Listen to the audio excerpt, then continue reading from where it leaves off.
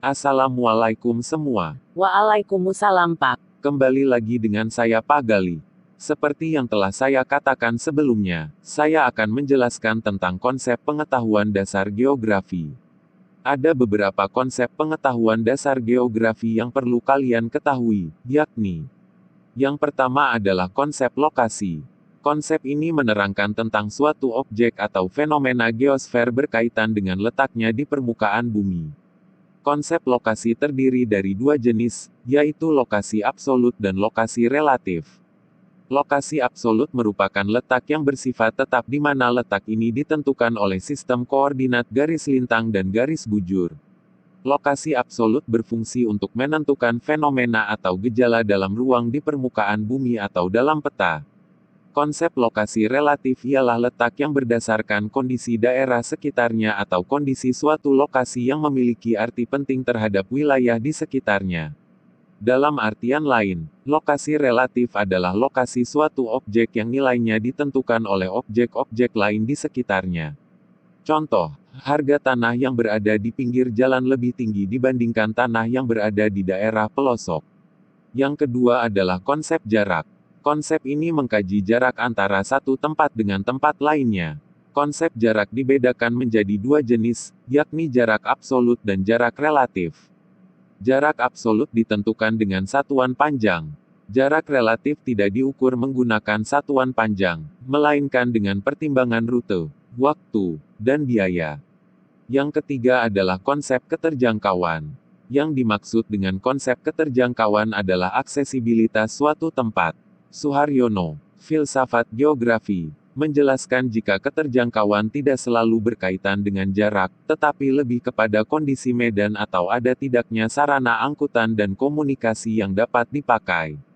Suatu tempat atau lokasi dikatakan terasing atau terisolasi jika tempat tersebut sulit untuk dijangkau, dengan sarana komunikasi atau angkutan, dari tempat-tempat lain, meski jaraknya tidak terlalu jauh.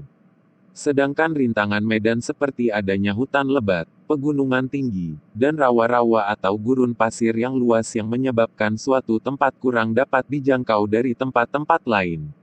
Terdapat satu faktor yang merupakan faktor sosial berupa bahasa, adat istiadat serta sikap penduduk yang berlainan dapat pula menjadi penyebab keterjangkauan suatu tempat. Yang keempat adalah konsep pola.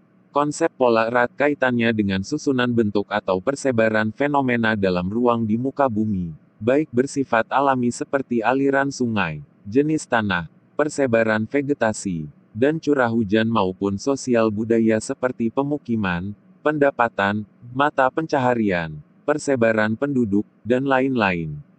Contohnya ialah seorang petani akan bersawah di daerah cukup air, sedangkan memilih tempat yang curah hujannya rendah saat berladang. Yang kelima adalah konsep morfologi.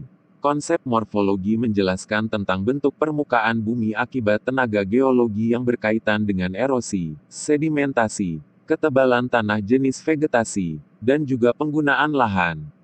Yang keenam adalah konsep aglomerasi. Konsep ini menerangkan tentang persebaran, pengelompokan, atau pemusatan tingkat sejenis di suatu wilayah. Contohnya ialah adanya perumahan elit dan pemukiman kumuh. Yang ketujuh adalah konsep nilai kegunaan. Di dalam konsep ini, suatu daerah memiliki nilai kegunaan yang berbeda tergantung individu. Contohnya seperti daerah pantai merupakan tempat untuk mencari nafkah bagi nelayan. Sedangkan bagi warga kota yang jauh dari pantai, daerah ini menjadi tempat wisata.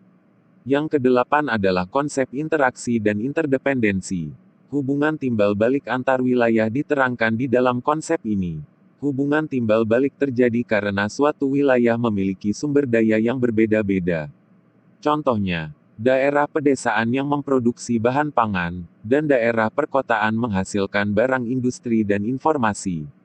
Yang kesembilan adalah konsep diferensiasi area. Konsep diferensiasi area dikenal dengan perbedaan wilayah. Konsep berisi ciri khas suatu daerah yang tidak dimiliki oleh daerah lainnya, sehingga menjadikan ciri tersebut sebagai suatu nilai tersendiri yang terdapat di dalamnya. Contohnya daerah pegunungan menghasilkan sayuran dan daerah yang lebih rendah menghasilkan padi. Yang ke-10 adalah konsep keterkaitan keruangan.